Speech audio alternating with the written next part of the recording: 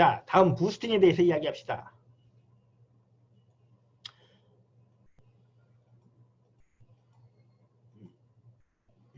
이거죠. 여기. 예. 부스팅. 백인과 함께 가장 자주 거론되는 게 부스팅입니다. 부스팅이 처음 보면요. 이게 굉장히 파악하기 어렵고요. 백인은 그나마 쉽습니다. 이해하기가 쉬운데 부스팅 이야기가 나오면 매우 혼란스러워요. 왜냐? 심지어는 뭐 괜찮다라고 알려진 학술지에 나와 있는 설명마저도 이상한 설명이 많아요. 많은 사람들이 이 부스팅에 대해서 혼돈하고 있어요. 뭐가 뭔지 잘 몰라요. 사실은. 그리고 엉뚱한 소리를 너무 많이 해요. 그러다 보니까 배우는 사람도 너무 어려워요. 나도 이 부스팅을 이해하는 과정에서는 굉장히 혼란스러운 과정을 오랜 상당한 기간 겪었습니다. 먼저 부스팅에 대해서 이야기를 하면요.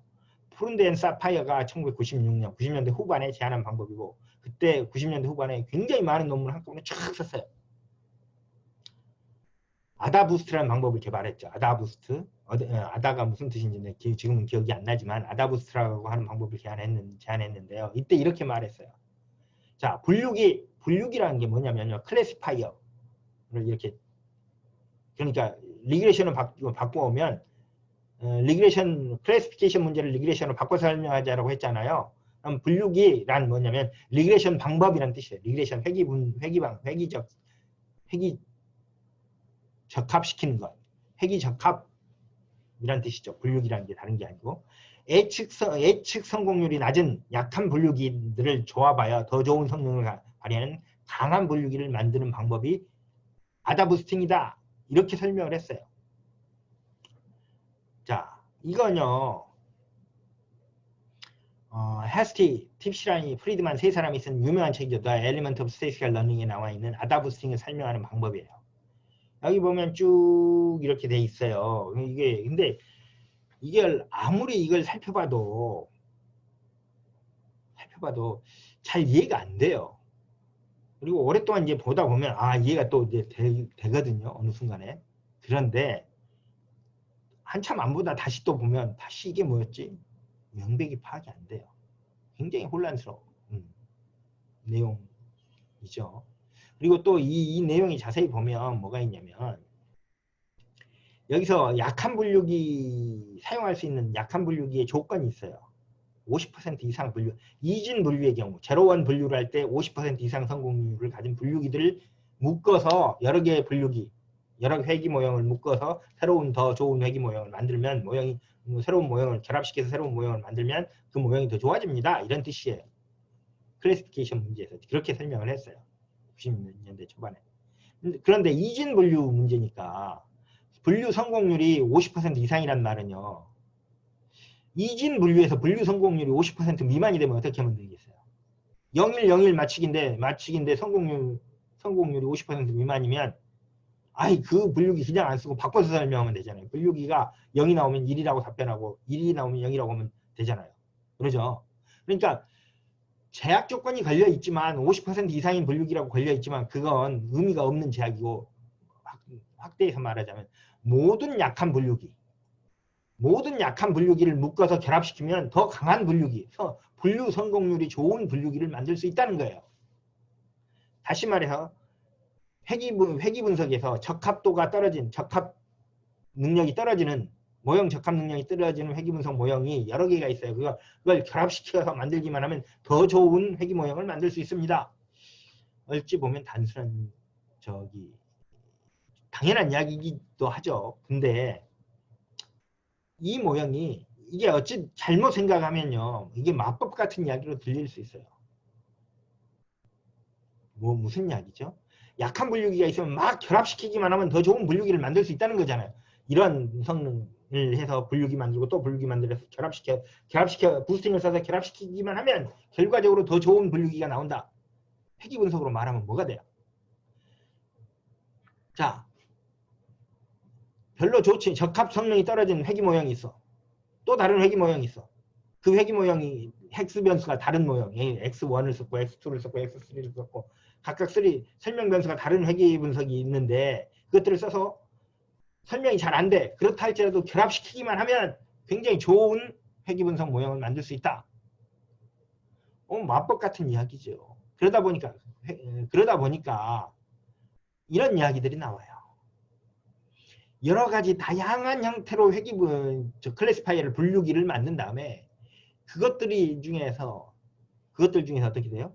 다수결에 의해서 다수결 원칙으로 분류기를 구성을 하면 각 포인트에 대해서 여러 분류기 결과가 더 많은 다수 분류기가 지지하는 방향으로 분류 결과를 주게 되면 항상 좋은 결과가 나온다.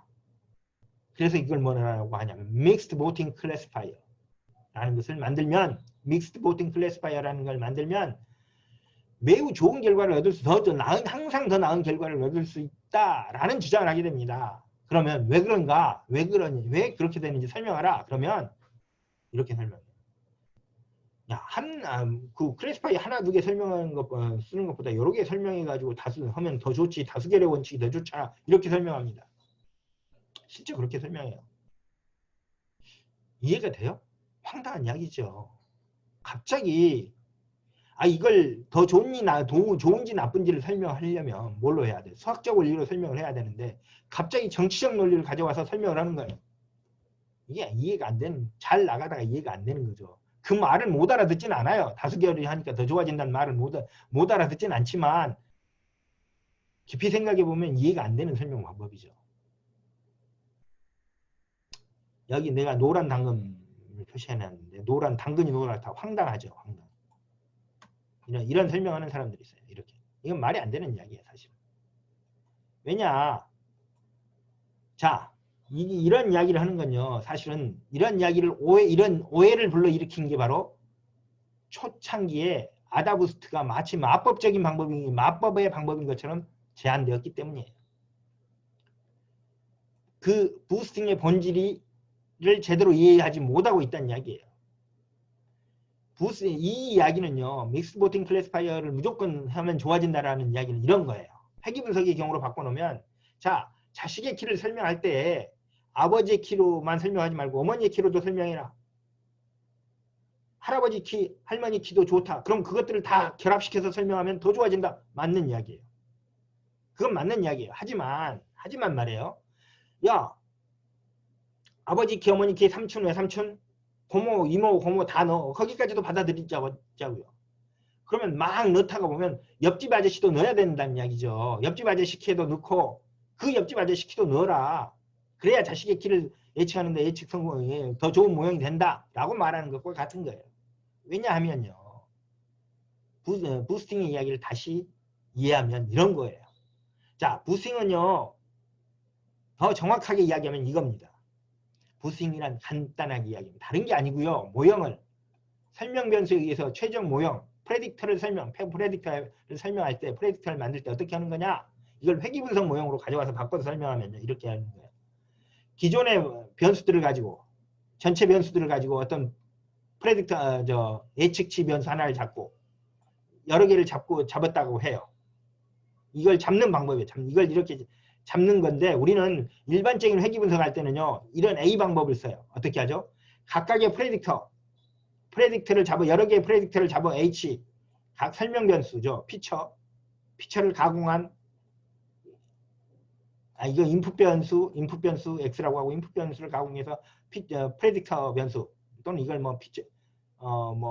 설명할 수 있는데 뭐라고 용어들이 자꾸 헷갈리게 쓰니까 각 분야마다 어쨌든 프레딕터 H1, 프레딕터 HK를 잡았다고 합시다. 그럼 이것들을 종합해서 가장 적절한 베타들을 잡는 방법. 이건 뭐예요? 우리는 뭘로 배워요? 회귀분석.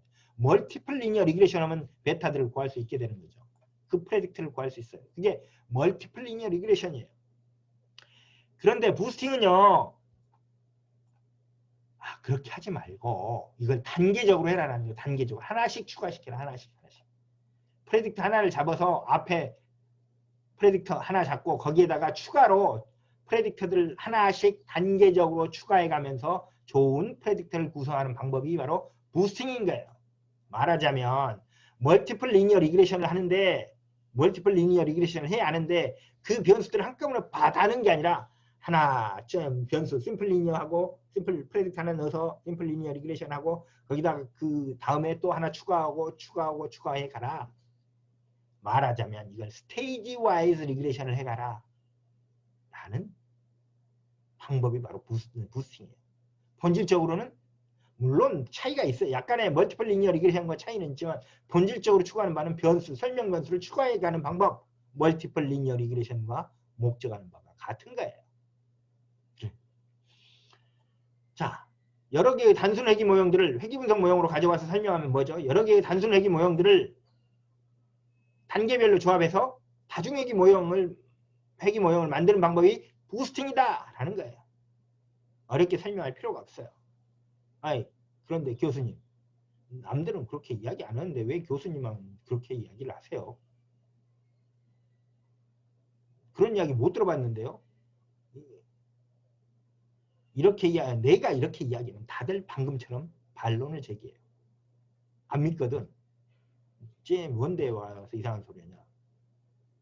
그런데 방금 한 이야기, 내 설명, 부스팅에 대한 설명, 나의 설명이 아니에요. 내가 설명한 게 아니고 나와 있는 내용 이거예요. 여기 아까 말한 논문. 프리드만, 헤스티, 팁시라니 세 사람이 2000년에 발표한 애널지 오브 스태티스틱스에 발표한 논문이에요. 이 논문에 나와 있어요. 자, 90년대 후반부터 막 프론드 앤 사파이어 니네들이 부스팅이라는 걸 해서 막 마법적인 방법인 것처럼 떠들고 있지. 그런데 그거 아니거든. 니들이 말하는 부스팅이 아다 부스팅이라는 거 보니까 그거 로지스틱 리그레이션 하는 거야. 스테이지 와이즈 어댑티브 로지스틱 리그레이션이야. 로지스틱 리그레이션하고 차이가 없어. 다만 니들은 이렇게 되는 이 목적함수, 로지스틱 리그레이션의 목적함수를 단지 그 근사식으로 이렇게 근사해놓고 스테이지 와이즈 난파라메트릭 로지스틱 리그레이션을 한 것뿐이다 라고 설명을 했어요. 그게 바로 이 논문이에요. 다시 말해서 부스팅이는 뭐예요? 멀티플 리그레이션 하듯이 난파라메트릭하게 설명 변수를 찾아서 집어넣는 방법이라는 거예요. 그것을 클래시피케이션에다 써서 보니까 클래시피케이션에서 가장 단순한 모형이 뭐예요? 이진분류죠. 이진분류 로지스틱 리그레이션으로 보이는 거죠. 그거에 다른 게 아니다. 하나도 다른 게 아니다라는 게 이 논문입니다. 이 논문에 사파이어의 그 디스커션도 다 들어가 있어요. 다시 말해서 학술적으로 이미 아다부스팅 이야기는 학술적인 중요의 포인트 제안했던 바는 이미 이때 넘어간 거예요. 그걸 이해하지 못하는 사람들 빼고는 알아듣는 사람한테는 다 이미 넘어간 겁니다. 자, 그리고 그 직후에 프리드만은요, 그 아이디어를 더욱 발전시켜요. 어떻게 하죠? 여기서는요, 두 단계가 문제가 있는, 난파라메트릭 피팅 문제에서는요, 두 단계의 문제가 있어요. 하나는 뭐냐면, 이 H, 난파라메트릭 X로부터, 입력 변수 X로부터 어떻게 프레딕터들을 잡아내느냐, 난파라메트릭하게 잡아내느냐, H1, HK를 구성하느냐라는 문제. 다시 말해서 베이스를 구성하는 문제. 그 구성된 베이스에서의 프레딕터의 개수를 찾는 문제. 두 단계로 나눠서 설명하게 되는데, 이때 베이스를 잡는 과정에서는 최소자승법을 써서 하는 것이 유리하다 라고 말하는 게, 여기 보세요. 자, 이 프레딕터를 잡을 때는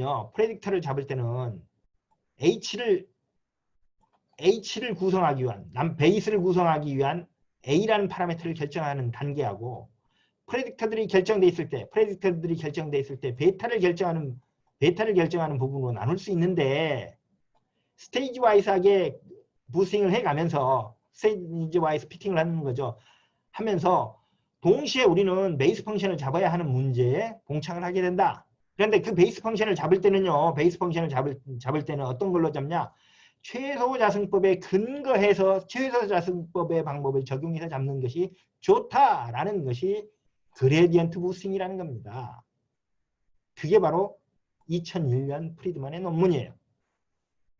그때 여기서 슈도 리스판스라는 개념이 나오는데, 말하자면 이미 피팅된 적합된 결과에서 나오는 레지듀얼이에요. 레지듀얼에다가 새로운 변수를 넣어서 피팅을 하세요 라는 뜻입니다. 설명하면 그레디언트 부스팅이란 이런 거예요.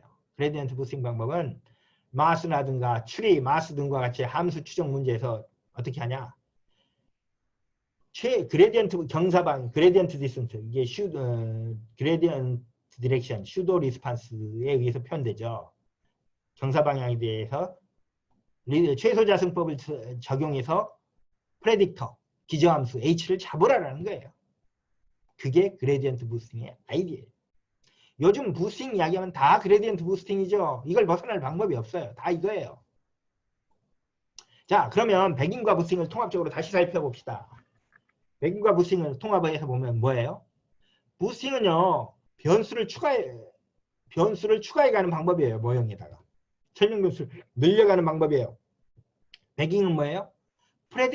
말하자면 부스팅을 계속하면 어떤 현상이 일어나요? 부스팅 계속하면 오버피팅이 일어나죠. 오버피팅이 일어나요. 안 일어날 수 없어요.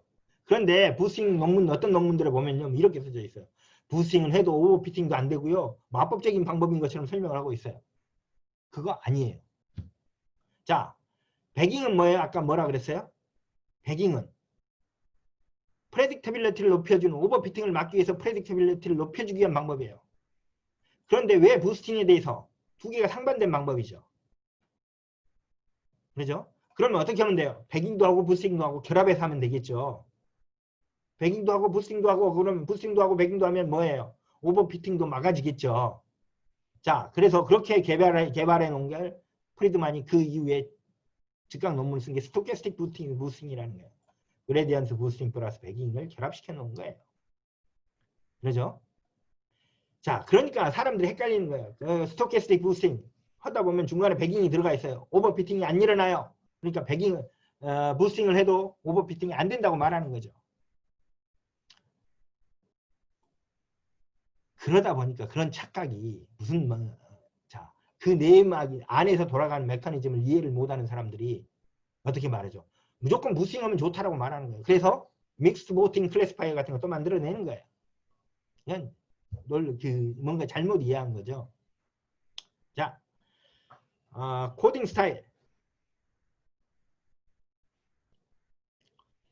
머신러닝을 통계학을 공부하다가 처음에 머신러닝에 대한 텍스트를 보다 보면 맨 먼저 느끼는 당혹감이 뭐냐면요. 카테고리칼 변수들을 통계학에서는 어떻게 처리하죠? 이 더미 변수로 이렇게 처리하는데 클래스 숫자 빼기 하나만큼의 더미 변수로 바꿔줘요. 예를 들면 이렇게 하죠. 세 그룹으로 분류할 때 세토사, 버지칼라, 버지니까 세 그룹으로 분류할 때 통계학에서는 변수 두 개를 잡아줘요. 더미 변수 두 개를 코딩을 이렇게 해서 잡아주죠. 머신러닝에 가면 어떻게 해요?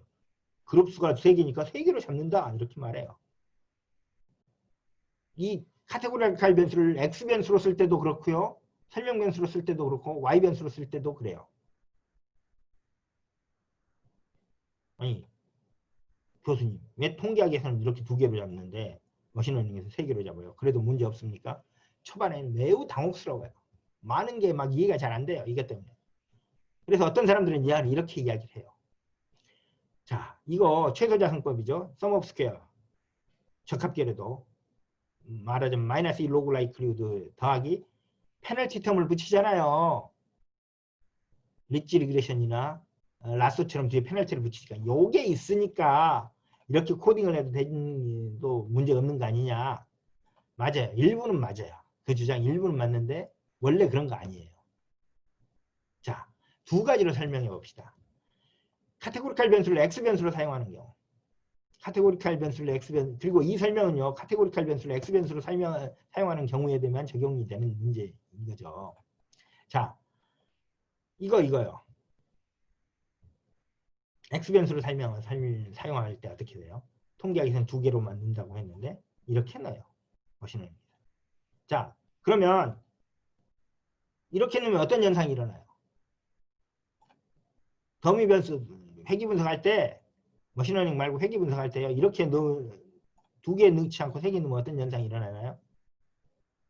이렇게 넣어도 된다라고 말하는 때가 있죠. 언제요?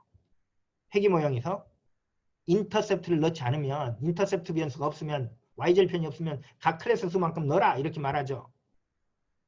3개로 넣어라 이렇게 말해요.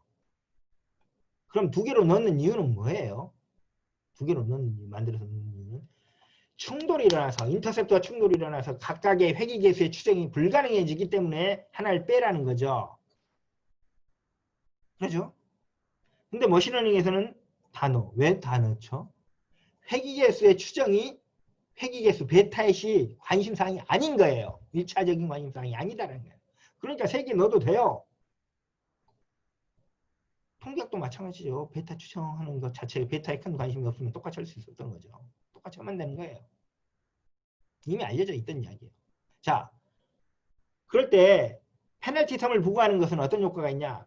우리가 리치 리그레션 텀을 구사하면 효과가 2개가 생겨요. 어떤 효과가 생기죠? 베타 값들을 슈링크 시켜줘요. 0에 가까이 만들어줘요. 그리고 페널티가 부과됨으로써 뭐가 생겨나요? 프레딕터빌리티가 높아져요. 그렇죠? 프레딕터빌리티를 인크리지 시키기도 하고 대신에 쉬프트 시키죠. 슈링크 시킨다고 하죠. 그리고 또 하나의 효과가 있죠.